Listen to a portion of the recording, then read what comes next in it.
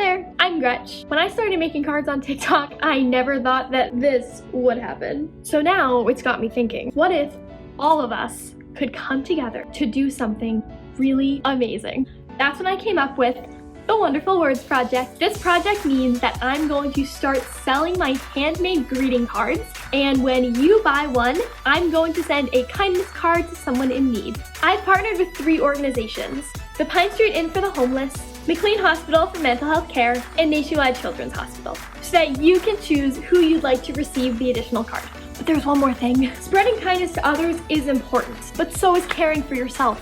I'm also going to be selling self-love stickers. This is a project based around words for a reason. How we speak to ourselves is just as important as how we speak to others. So what are you waiting for? Let's spread some sunshine together. Find a link to my project below. And now I hope that you have a wonderful day.